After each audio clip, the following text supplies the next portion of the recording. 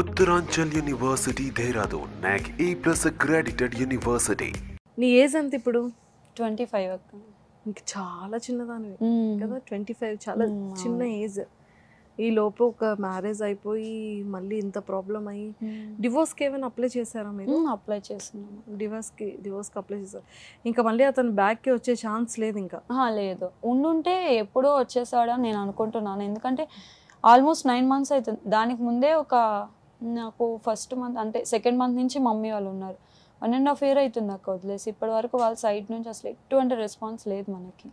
మీరు మళ్ళీ అప్రోచ్ అవ్వడం కానీ పెద్దవాళ్ళతో మా మమ్మీ వాళ్ళు నేను ప్రెగ్నెంట్గా ఉన్నప్పుడే పెద్ద మనుషుల దగ్గరికి వెళ్ళారు, వాళ్ళకే కాల్ చేశారు. అంటే చెప్తారు కదా, ప్రెగ్నెన్సీగా ఉన్నప్పుడు ఇల్లు కట్టకండిరా, అది ప్రెగ్నెన్సీతో ఉంది అని చెప్పేసి మమ్మీ వాళ్ళు వెళ్ళి మాట్లాడారు. మాట్లాడితే కూడా అస్సలు వినలేదు. మా అత్తమ్మ కట్టింది ఇల్లు అట్లనే. ఆమె హ్యాపీగానే ఉంది, ఆయన హ్యాపీగానే ఉన్నాడు. ఇంకా ఇక్కడ మేము స్ట్రగుల్ అవుతున్నాం. ఎప్పుడైనా నువ్వు చూస్తూ ఉంటావా తను ఎక్కడున్నాడు, ఎలా ఉన్నాడు? వాట్సాప్ చూడడం కానీ చూడండి, అస్సలు ఇంకా కంప్లీట్ గా తీసేసావు. ఇఫ్ ఇన్ కేస్ నీ లైఫ్ లోకి బ్యాక్ వస్తే ఏమైనా యాక్సెప్ట్ చేస్తావా? లేదక్క, ఎందుకంటే ఉమెన్కి ప్రెగ్నెన్సీ టైంలోనే హస్బెండ్ చాలా ఇంపార్టెంట్ అనమాట. పేరెంట్స్ కంటే హస్బెండ్ ప్యాంపరింగ్ కానీ ఆ కేరింగ్ కానీ ఇంపార్టెంట్. ఆ టైంలోనే వదిలేసి వెళ్ళిపోయిన వాడి రెస్ట్ ఆఫ్ లైఫ్లో నువ్వు నాతోనే ఉంటావని గ్యారంటీ ఏంటి? ఏ అమ్మాయినా క్వశ్చన్ వేసేది అదే. నేను ఉంటాను అంటే గుడ్డిగా నమ్మి నేను రాలేను, ఎందుకంటే నేను స్ట్రగుల్ అయ్యాను కాబట్టి. ఓకే, సో నీకు నువ్వు ఎలా ఓవర్కమ్ అయ్యావు? అంటే లైక్ ఓవర్కమ్ ఏం లేదక్క, నేను కూడా ట్రై చేసిన సూసైడ్ చేసుకోవాలని. మా డాడీ వాళ్ళకి తెలియదు, బట్ ట్రై చేసిన. అయితే మళ్ళీ ప్రెగ్నెంట్ని వద్దు వద్దు అనుకునేసి చాలా కోపం, విపరీతమైన కోపం వచ్చేసేది, అరిచేసేదాన్ని. మా మమ్మీని అయితే బాగా తిట్టేసేదాన్ని. అంటే ఆ కోపం ఎవరి మీద చూపించాలి తెలియక నేను ఒక్కదాన్ని ఏడ్చుకునేదాన్ని అట్లా. కాకపోతే నేను ప్రెగ్నెంట్ని. నాకు ఒక ఫ్రెండ్ ఉండేది లక్ష్మి అని చెప్పేసి, లక్కీ. ఎవ్రీడే తను 24/7 నన్ను కాపాడుకుంటూ ఉండేది. కాల్ చేస్తూ ఉండేది, ఇలా ఉన్నావు. తను pregnant at the same time, నేను ప్రెగ్నెంట్. తను నాకంటే 3 months ముందు. పాపం తను చాలా అంటే చాలా. తర్వాత సింధు అని ఒక అమ్మాయి, తను. మా ఇద్దరైతే నాకు చాలా సపోర్ట్గా ఉన్నారనమాట. అమ్మో, ఆ టైంలో నువ్వు నిజంగా సూసైడ్ అటెంప్ట్ చేసుకుంటే అంటే అనిపించింది అక్క, ఎందుకు అంటే లైఫ్లో చాలా చూసేసిన గొడవలు అన్నీ. ఇంకా నా వల్ల కావట్లేదు ఆ టైం. అంటే నాది చిన్న ఏజ్. మా డాడీ వాళ్ళు చూస్తేనేమో వాళ్ళకి చెప్పుకోలేను నా బాధ. అసలు ఇట్లా ఫీల్ అవుతున్నాను, నేను చెప్పుకోలేకపోతున్నాను. సో ఎందుకు మా డాడీ వాళ్ళకి అనవసరంగా నేను బర్డెన్ అవుతున్నానా? ఆ టైంలో ఇంకా జాబ్ లేకుండే కదా. సో చాలా అంటే చాలా. వన్స్ నాకు జాబ్ వచ్చిన తర్వాత కొంచెం బెటర్ అయినా అనమాట. అంటే నాకంటూ ఒకటి ఉంది ఇన్కము, నేను కూడా లైఫ్లో సెటిల్ అవ్వగలుగుతానని ఒక హోప్ వచ్చింది. ఆ తర్వాత ఫైన్.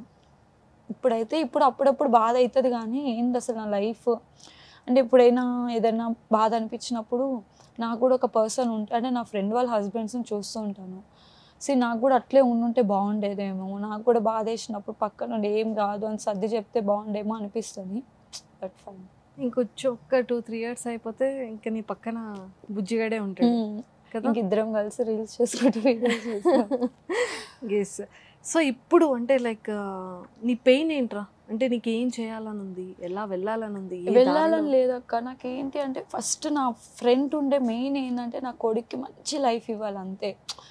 మా డాడీ వాళ్ళు నా టైంలో పడ్డ బాధలు కానీ నేను పడ్డ స్ట్రగుల్స్ కానీ వాడికి ఇవ్వకూడదు. నేను వీలైనంత వరకు బెస్ట్ ఇవ్వాలని నేను ఆలోచిస్తున్నాను. ఇప్పుడు నాకు వచ్చేది అరౌండ్ 17,000 శాలరీ అక్క. దాంట్లో 9,000 నా హాస్టల్ ఫీ వెళ్ళిపోతుంది. ఇంకా రిమైనింగ్ అమౌంట్తోనే నేను మంత్ ఎండ్ వరకు క్యారీ చేసుకోవాలి. సో ఇదే శాలరీతో నేను ఎట్లా గెట్ ఆన్ అవ్వగలను? మాకు ఇప్పుడు ప్రెజెంట్ ఎకనామిక్ పరంగా చాలా కష్టంగా ఉంది జాబ్స్ అనేది. హైక్స్ కూడా చాలా తక్కువగా ఇస్తున్నారు. సో అందుకే నేను యూట్యూబ్ స్టార్ట్ చేశాను అనమాట. దాని నుంచైనా సైడ్ ఇన్కమ్ వస్తే నేను చేసుకోగలను అని చెప్పేసి. సో కొంచెం ఈ ఇన్స్టాగ్రామ్లో కొంచెం తెలుస్తున్న తర్వాత నుంచి ఎవరో ఒకరు ప్రమోషన్కి పిలవడం కానీ, ఆ అమౌంట్నే నేను రొటేషన్ చేసుకుంటున్నాను. వాడికి ఏమైనా కావాలన్నా లేకపోతే నాకేమైనా కావాలన్నా దాని నుంచే నేను రొటేషన్ చేసుకుంటాను. సో నాకు 5 working days, రిమైనింగ్ 2 days ఉంటాయి ఖాళీగా. ఆ 2 days కూడా నేను దేనికో దాన్ని చేసుకుంటే కానీ నేను ఇది కాలేను. కొంతకాలం కష్టపడాల్సిందే, తప్పదు, ఒకదాన్నే కాబట్టి. సో బెస్ట్ ఛాన్స్ కోసం అయితే వెయిట్ చేస్తున్నాను. సో ఏదైనా సరే 5 working days ఉన్నాయి. ఎవ్రీ సాటర్డే సండే కూడా నువ్వు హార్డ్ వర్క్ చేయాలనే నేను ఆలోచిస్తాను. సో ఫస్ట్ నీకు ఒక ఇన్కమ్ సోర్స్ కావాలి మంచిగా. వచ్చారు అక్క చాలా మంది, మేము చూసుకుంటామని సూపర్ మార్కెట్ పెట్టిస్తామని చెప్పేసి అని వచ్చారు. నన్నే స్థలం చూసుకోమన్నారు. బట్ నేను ఒక్కదాని అయితే తిరగలేను కదా అక్క. నాకు నైట్ షిఫ్ట్స్ మార్నింగ్ 3-3:30 అయిపోతుంది. మళ్ళీ నేను 4 అవర్స్ పడుకుంటే నేను ఆఫీస్లో ఇబ్బంది పడిపోతున్నాను, స్లీపీ అయిపోతున్నాను, అక్కడ కష్టం అయిపోతుంది. సో వాళ్ళే చూసి కానీ నాకు ఏమన్నా చూపించగలిగితే నా పేరెంట్స్ని తెచ్చుకొని వాళ్ళు చూసుకుంటూ నాకు అట్లా రొటేషన్ అవుతుంది. లేదా నాకే ఒక బెస్ట్ ఆపర్చునిటీ ఇస్తే దాన్ని యూటిలైజ్ చేసుకున్నైనా నేను రన్ చేసుకోగలుగుతాను. సో అట్లా బెస్ట్ ఛాన్స్ కోసం చూస్తున్నాను. లైక్ ఇండస్ట్రీ సైడ్ నెగిటివ్ కూడా విన్నాను, ఆ అమ్మాయివి కదా ఛాన్స్ తీసుకున్న ఛాన్సెస్ ఉంటాయి కాబట్టి జాగ్రత్తగా ఉండాలనేసి. సో అటు సైడ్ వెళ్ళాలన్నా భయం వేస్తుంది, ఎవరిని ట్రస్ట్ చేయాలి అని చెప్పేసి. ట్రస్ట్ ఇష్యూస్ ఎక్కువైపోయినాయి. ఎటు వెళ్ళాలన్నా భయంగా ఉంటుంది.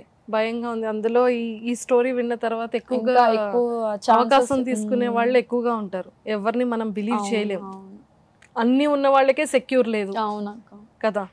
సో నువ్వు ఆలోచించే పాయింట్ కూడా 100% ట్రూనే. బట్ దేవుడు ఎప్పుడూ మనుషుల్ని ఒకేలాగా ట్రీట్ చేయడు. మంచి రోజులు మన ఖాతాలో కూడా స్టార్ట్ అయిపోతాయి. సో ఇప్పటి వరకు నీకు ఒక 9 months బేబీని లోపల ఇచ్చి కూడా నువ్వు అసలు ఎలా ఫైట్ చేస్తావు చూసావా. సూసైడ్ అటెంప్ట్ చేసుకోవాలనుకున్నావు కానీ అక్కడ నుండి బయటపడ్డావు. 2 ఫ్రెండ్స్ నీకు గాడ్ గిఫ్టెడ్ కదా, 2 ఫ్రెండ్స్ నీకు ప్రజెంట్ చేశాడు, వాళ్ళిద్దరు చూసుకుంటారు అని. సో వాళ్ళిద్దరు త్రూ నువ్వు హెల్ప్ అయ్యావు. సో ఇప్పుడు ఏంటంటే కొంచెం రిలాక్స్ చేస్తున్నాడు అంటే నీ పేషెన్సీని. ఇది మనకు ఒక టెస్ట్ అనమాట, ఆ పేషెన్సీ టెస్ట్ కదా. సో ఆ టెస్ట్లో నువ్వు పాస్ అయిపోయావు అనుకో, ఆ రిజల్ట్ చాలా హ్యాపీగా ఉంటుంది. పేషెన్స్గా కూర్చొని వెయిట్ చేస్తున్నా మంచి ఛాన్స్ కోసం. ఎస్. సో ఎప్పుడు కూడా దిగులు పడద్దు. సో 100% నువ్వు అనుకున్నదే, నువ్వు మంచిగా జరిగేదే, నువ్వు హ్యాపీగా సెక్యూర్గా ఎలాంటి టెన్షన్స్ లేకుండా పీస్గా నువ్వు సంపాదించుకునే ఇన్కమ్ సోర్స్ అనేది మా సుమన్ టీవీ తరపు నుంచి, మా వ్యూవర్స్ అందరి తరపు నుంచి మనస్ఫూర్తిగా నేనైతే కోరుకుంటున్నాను. వెరీ సూన్ వస్తుంది. సో ఇంకా అలాంటి ఆలోచన పక్కకు తీసి పెట్టేసాయి. అండ్ సో ఈ కమెంట్స్ వచ్చినాక ఆఫ్టర్ ఒక వీడియో వన్స్ నువ్వు బయటకు వచ్చిన తర్వాత ఎలాంటి మాటలు ఫేస్ చేసావురా? ఫ్యామిలీ నుంచి కానీ ఫ్రెండ్స్ నుంచి కానీ? ఫ్రెండ్స్ నుంచి అయితే ఫస్ట్ నుంచి ఎటువంటిది లేదక్క. నా ఫ్రెండ్స్ ఎప్పుడు నాకు సపోర్టివ్గానే ఉండేవాళ్ళు. అంటే నేను ఒక్కో ఫ్రెండ్స్ని కూడా పెట్టుకోను, లిమిటెడ్ 3 or 4 మెంబర్సే, అంతకు మించి పెట్టుకోను. సో బయట కామెంట్స్ ఎట్లా అంటే నా స్టోరీ విన్న తర్వాత పాజిటివ్గా రియాక్ట్ అయిన వాళ్ళు ఉన్నారు, నెగిటివ్గా కూడా అంటే ఏంటి తందే తప్పు చూపిస్తున్నావు, ఇద్దరు సైడ్ తప్పు లేదా తను ఎందుకు వెళ్ళిపోతాడు అని చెప్పేసి కూడా నెగిటివ్ కామెంట్స్ పెట్టున్నారు. నేను వాళ్ళకైతే ఒకటే ఆన్సర్ చేస్తున్నాను, 2 సైడ్లు మిస్టేక్ ఉంటుంది. నాది కొంచెం అగ్రెసివ్ మైండే, నువ్వు కూడా అంటే అగ్రెసివ్ మైండ్ లేకుండా ఏ ఉమెన్ ఉండదు అక్క. నా సైడ్ నుంచి కోపం వస్తుంది అంటే నీ సైడ్ నుంచి ఏదో ఒక మైనస్ వస్తున్నట్టే. నేను ఎప్పటికప్పుడు నేనంటే పబ్లిక్ చేసుకోవడం నాకు ఇష్టం లేదు అక్క. నేను ఎంతైనా గొడవ పడతా, అది 4 గోడల మిడిల్లోనే గొడవ పడతాను, అవుట్ ఆఫ్ ద బాక్స్ వెళ్ళను. ఇంకెళ్ళినా అంటే నా పేరెంట్స్కి చెప్పేస్తున్నాను నాది, లేదా నాకున్న ఫ్రెండ్స్ ఇద్దరికి నేను షేర్ చేసుకుంటా. అంతే తప్పితే కూర్చొని పంచాయతీలు పెట్టాలని అయితే నాకు ఇంట్రెస్ట్ లేదు. తను ఏంటంటే ఫస్ట్ వాళ్ళ మమ్మీకి చెప్తాడు, వాళ్ళ మమ్మీ తీసుకుపోయి బయటంతా చెప్పద్ది, అది మళ్ళీ తిరిగి మా దాకా వస్తుంది అనమాట. నేను బొట్టు పెట్టుకున్నానా లేదా, నేను కాలికి మెట్టెలు పెట్టుకున్నాను, అది కూడా ఇష్యూ అయిపోతుంది. నీ కొడుకు స్టిల్ ఇప్పటికీ కూడా మెడలో తాడు కాలికి మెట్టెలు ఎప్పుడు ఉంటాయి అక్క, ఉంటాయి, ఉండకుండా అయితే పోదు. ఇంకా తనే చెప్తాడు మెట్టెలు తీసేసేయి, మెడలో తాళ్ళు తీసేసేయి అంటే ఇది హైదరాబాద్ కదా ఏమవుతుంది అనేసి. అసలు ఫస్ట్ థింగ్ నాకు ఇష్టము మెట్టెలు, తాలిబొట్టు, నల్ల పూసలు గొలుసు ఎంత నాకు ఇష్టము. సో నేను ఎప్పుడు దాని బరువుగా అయితే నేను ఫీల్ అవ్వలేదు. నేను ఒకటే చెప్తున్నా, ఇద్దరు సైడ్ మిస్టేక్ అయితే ఉంటుంది, ఉండకుండా అయితే ఉండదు. బట్ నాది ఒక 30% అయితే తనది 70% మిస్టేక్ అనమాట. మదర్ ఇంపార్టెంటే అక్క, ప్రతి మదర్ ఇంపార్టెంటే ప్రతి ఒక్కరికి, కాదని నేను చెప్పను. బట్ అది ఎంత అంటే ఆఫ్టర్ మ్యారేజ్ నువ్వు 70% నీ ఫ్యామిలీకి ఇవ్వాలి, 30% నీ మదర్కి చూసుకో, ఎవ్వరు చూసుకోవద్దని చెప్పరు. ఇక్కడ ప్రతి మ్యారేజ్ లైఫ్లో ఎట్లా అయిపోతుంది అంటే అదే ఇష్యూస్ అక్క. అమ్మాయి ఏమంటుంది అంటే నువ్వు మీ అమ్మకి ఇంపార్టెన్స్ ఇస్తున్నావు అని, ఆ అబ్బాయి వచ్చేసేమో నువ్వు మా అమ్మ మాట వినట్లేదు అనేసి ఎక్కువ ఇష్యూస్ అక్కడే వస్తాయి అన్నమాట.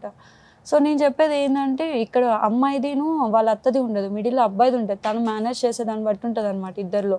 అమ్మాయి చెప్తుంది కదా అని ప్రతిదీ తీసుకుపోయి నువ్వు తల్లి కాడ చెప్పకూడదు, తల్లి చెప్తుంది కదా అని ప్రతిదీ తీసుకొచ్చి నువ్వు బెల్లం కాడ చెప్పకూడదు. అక్కడనే ప్రాబ్లమ్స్ వస్తాయన్నమాట. సో మీ అత్తగారికి నీకు ఎలా ఉండేది రేపో?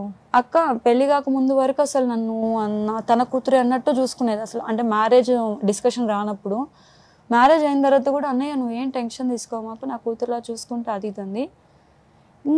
మేమిద్దరం పక్కన పడుకొని వచ్చి మా మిడిల్లో పడుకోవడము, మేమిద్దరం మాట్లాడుకుంటుంటే డోర్ దగ్గరనే ఉండడము.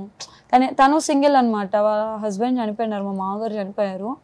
తర్వాత 2 పిల్లలు తనకి, చిన్న అబ్బాయి కూడా చనిపోవడం జరిగింది. తిను ఒక్కడే. తనకి ఎలా ఫీల్ అయిపోతుందంటే ఇంకేమో ఇప్పుడు కానీ వదిలేసిన అంటే ఇంక నా కొడుకు నాకు కాకుండా పోతాడు, నాకు ఎవరు లేకుండా పోతారు. నేనైతే అంత సైకోనైతే కాదక్క, నేను ఫ్రెండ్లీగా ఉంటాను ఆమెతో. ఆమె ఎందుకు అట్లా ఫీల్ అయిందో నాకైతే తెలియటం లేదు. అక్కడ మెయిన్ మైనస్.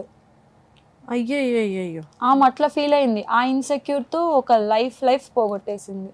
సో ఇప్పుడు చెప్పు నీ కొడుకు గురించి. నీ కొడుకు ముచ్చట్లేంటి, ఎలా ఆడుకుంటాడు? నైట్ 2 ఎవరైనా నైట్ షిఫ్ట్స్ ఉంటే నా కొడుకు దగ్గరికి వెళ్ళిపోవచ్చు అక్క. నైట్ 2 వరకు మేల్కొని ఉంటాడు మంచిగా. మాటలు అయితే ఇంకా రాలేదు కానీ ఆడడం బాగా ఆడతాడు. ఈవెన్ మీ దగ్గరికి రమ్మన్నా వస్తాడు, అట్లాంటిది ఏం లేదు. అందరి దగ్గరికి వెళ్తాడు, మంచిగా ఉంటాడు అందరితో. మమ్మీ వాళ్ళని కూడా ఎటువంటి ఇబ్బంది పెట్టాడు అనమాట. మా డాడీ అంటే బాగా ఇష్టం వాడికి. మా డాడీ అన్న మా మమ్మీ అన్న బాగా ఇష్టం. మా చెల్లెలు కూడా, అది కూడా పాపము night shifts work from home ఉంటే మా మమ్మీ రెస్ట్ తీసుకున్న టైంలో అది చూసుకునేది. నేను ఉండేదాన్ని కాదు కాబట్టి ఇంకా తనే చూసుకునేది. భలే ఇష్టం వాడంటే దానికి కూడా. ఓకే. ఫస్ట్ అయిపోయేసరికి బాగా గారాబం ఎక్కువ చేస్తున్నారు. మరి పెద్ద కొద్ది ఆ గారాబం ఎట్టుపోద్దో తెలియదు. పెద్దోడు అయిన తర్వాత అప్పుడు మిమ్మల్ని ఇంకా ముద్దుగా చూసుకుంటే అప్పుడు మీరు చూడక్కర్లేదు. నిజంగా అదే ప్లస్ ఏమో. ఇఫ్ ఇన్ కేస్ ఒకవేళ నా మీద రివెంజ్ తీసుకోవాలని ఉంటే అమ్మాయిని ఇచ్చిండేవాడు, బట్ అబ్బాయిని ఇచ్చాడు. అంటే నీకంటూ లైఫ్ లాంగ్ ఒకడు ఉండాలి అని చెప్పేసి అబ్బాయిని ఇచ్చాడు. ఎస్. సో ఖచ్చితంగా బాగా చూసుకుంటాడు రా. నువ్వు ఇంకెలాంటి ఆలోచన పెట్టుకోకర్లేదు, నువ్వు టెన్షన్ పడక్కర్లేదు. సో ఇప్పుడు నువ్వు ఎంత సఫర్ అయ్యి ఎంత బాధపడి ఒక ఫేస్ చూసావు కదా, ఒక బ్యాడ్ ఫేస్. సో నువ్వు అదంతా మర్చిపోయే రోజులు వచ్చేస్తాయి. సో ఖచ్చితంగా మంచి ఇన్కమ్ సోర్స్ వచ్చే సెక్యూర్ ఇన్కమ్ సోర్స్ వచ్చే సోర్సే దొరుకుతుంది. సో చాలా స్ట్రాంగ్గా ఉండు. నువ్వు నిజంగానే చాలా స్ట్రాంగ్ ఉమెన్. అంటే ప్రతి ఒక్క అమ్మాయి నిజంగా అంటే వన్స్ కన్సీవ్ అయిన తర్వాత నిజంగా ఒక హస్బెండ్ ప్యాంపరింగ్, హస్బెండ్ కేరింగ్ చాలా ఇంపార్టెంట్. మేము ఒక హౌస్లో రెంట్కు ఉండేవాళ్ళం అక్క. అదే వీధిలో వేరే అమ్మాయి కూడా ప్రెగ్నెంట్. వాళ్ళ హస్బెండ్ రోజు నైట్ వాకింగ్ తీసుకెళ్తాడు అనమాట. ఆ డేస్ అన్నీ మిస్ అయిపోయినా నేను. అలాంటి లైఫ్ మాత్రం ఏ అమ్మాయికి ఇవ్వకూడదని నేను కోరుకుంటున్నాను. ఎన్ని గొడవలను అయి ఉండొచ్చు, at the end life long ఉండేది మీ ఇద్దరే. మీ పేరెంట్స్ మీతో ఉండరు, వాళ్ళ ఏజ్ అయిపోయి ఉంటుంది, వాళ్ళు మిడిల్లో వెళ్ళిపోయే వాళ్ళే తప్పితే మీతో లైఫ్ లాంగ్ ఉండేవాళ్ళు కాదు. ఉండేవాళ్ళు ఎవరైనా ఉన్నారంటే మీ వైఫ్ అండ్ హస్బెండే. ఎన్ని గొడవలను అవ్వండి, ఎన్నైనా చేయండి, మీలోనే పెట్టుకోండి, ఒకరికొకరు ఉండండి అని నేను చెప్తానమాట. అండర్స్టాండింగ్ ఇంపార్టెంట్, చాలా ఇంపార్టెంట్. మిగిలిన వాళ్ళందరికీ కూడా మంచిగా చెప్పావు కదా, ఖచ్చితంగా నీ మాటలు వింటారు, వినాలనే చూస్తున్నాను. అలాంటి గొడవలు లేకుండా అండర్స్టాండింగ్, గొడవ అయిన విత్ ఇన్ కొన్ని సెకండ్స్లో, కొంత టైంలో, కొన్ని అవర్స్లోనే వాళ్ళు కలిసిపోవాలి. నిజంగానే లైక్ నువ్వు చెప్తుంటే నాకు చాలా బాధ అనిపిస్తుంది. అంటే నువ్వు ఎంత స్ట్రగుల్ అయి ఉంటావు ఆ టైంలో కదా. హాస్పిటల్కి ఒక్కదాన్ని వెళ్ళేదాన్ని, అక్కడ అందరు వాళ్ళ హస్బెండ్స్తో, వాళ్ళ పేరెంట్స్. అంటే నా మమ్మీ వస్తుంది పాపం, ఎవ్రీ మంత్ వస్తుంది జనరల్ చెకప్స్ అప్పుడు నేను ఒక్కదాన్ని వెళ్ళేదాన్ని. మా డాక్టర్కి కూడా నా గురించి తెలుసు అనమాట. సో ఆమె కూడా వాళ్ళ కూతుర్ని ఎట్లా చూసుకునేది అట్లే చూసుకునేది. హాస్పిటల్కి వెళ్తే మంచిగా చెప్తా, స్ట్రాంగ్గా ఉండు, ఏం టెన్షన్ తీసుకోకు. నా హాస్టల్ అంకుల్ కానీ, ఆంటీ కానీ, హాస్టల్ వార్డెన్ కానీ, అక్కడ అమ్మాయిలు కానీ నాతోనే, అంటే నేను కింద కూర్చునేదాన్ని, అంకుల్ వాళ్ళతో మాటలు చెప్తా ఉంటే వాళ్ళు వచ్చి నా హస్బెండ్ చూడాల్సిన మూమెంట్స్ని అంటే వాళ్ళు ఫీల్ అయ్యేవాళ్ళు అనమాట. నాకు ఏం కావాలంటే అవి తెచ్చిపెట్టడం, చూసుకోవడం అట్లా చేస్తూ ఉండేవాళ్ళు. అంటే నువ్వు కన్సీవ్ టైంలో కూడా నువ్వు హాస్టల్లోనే ఉన్నాను అక్క. అమ్మని కూడా లేదు, మమ్మీ ఇంట్లో ఉండేది, నెల్లూరులో ఉండేది, నేను ఒక్కదానే ఉండేదాన్ని. ఇంకా నేను మార్నింగ్ ఆఫీస్ టైం అయిపోగానే కిందకు వచ్చి ఇంకా ఆంటీ వాళ్ళతో కూర్చొని మాటలు చెప్తా ఉండేదాన్ని. ఇంకొచ్చిన వాళ్ళందరూ బేబీ మూమెంట్స్ తెలుస్తాయి కాబట్టి కూర్చొని నాతో మాటలు చెప్పుకుంటా అవి ఫీల్ అవుతూ ఉండేవాళ్ళు. ఓకే. సో నువ్వు అప్పుడు అనుకునేదాను, అప్పుడు మిస్సింగ్ ఫీలింగ్ ఉంటుంది కదా, ఆబ్వియస్లీ ఉంటుంది. ఒక్కసారి కూడా కాల్ ట్రై చేయలేదు ఆ టైంలో? లేదక్క, నేను ట్రై చేస్తే నేనే డిస్టర్బ్ అయిపోతాను ఖచ్చితంగా అని చెప్పేసి అసలు 9th monthలో కాల్ చేశాడు అక్క నాకు, ఎలా ఉన్నావు, ఏం చేస్తున్నావు అనేసి. నేను తీసుకోలేకపోయినాను అసలు. అంటే అంతా అయిపోయిన తర్వాత వచ్చి ఏం చేస్తున్నావు, ఎలా ఉంటున్నావు అంటే అవన్నీ నాకు గుర్తొస్తాయి కదా అక్క మళ్ళీ నాకు. సో నేను నాకు కాల్ చేయకు, అసలు ఎందుకు కాల్ చేస్తున్నావు నువ్వు, ఈసారి ఏం చేయాలనుకుంటున్నారు నన్ను అనేసి నేను క్వశ్చన్ చేశాను వాళ్ళు. సో ఫైనల్గా ఒక మమ్మీ అయిపోయావు, రెస్పాన్సిబిలిటీ తీసుకున్నావు, బాబు కోసం ఫైట్ చేస్తున్నావు, ఇంకా స్ట్రాంగ్గా, ఇంకా ఆల్రెడీ నువ్వు స్ట్రాంగ్ ఉమెన్ కదా, ఇంకా అసలు ఏడవకూడదు, ఇంకా ఎప్పుడు ఇలాగే నవ్వుతూ చక్కగా ఉండాలి. అండ్ ఇంకా మంచిగా రీల్స్ చేస్తూ ఉండు బాబుతో. అండ్ నీ వీడియోస్ కూడా ప్రెగ్నెన్సీ టైంలో నీ జర్నీ ఎలా ఉందో చూపించావు కదా. సో బాబుకి ఎలాంటి ఫుడ్ పెడుతున్నారు అమ్మ వాళ్ళు, అలాంటి వీడియోస్ కూడా చెయ్యు, ఇంకా స్ట్రాంగ్గా. బట్ నీకు కొంచెం పాపం టైం కావాలి, స్పేస్ కావాలి. నీకు ఆ టైం ఉండుంటే నువ్వు అంతా కూడా ఫ్రీగా చేసి ఉండేదాన్ని. సో చూద్దాం, వెరీ సూన్ ఒక మంచి జరగాలి నీ లైఫ్లో, ఒక చేంజ్ రావాలి, ఒక యూటర్న్ రావాలని కోరుకుంటున్నాను రా. సో ఇంకా హార్డ్ వర్క్ చేయి, ఇంకా రిమైనింగ్ డేస్ అన్నీ కూడా మనవే, చాలా రోజులు ఉన్నాయి మనకి. సుమన్ టీవీలో మీ పర్సనల్ అండ్ బిజినెస్ ప్రమోషన్స్ కోసం కింది నెంబర్కి కాంటాక్ట్ చేయండి.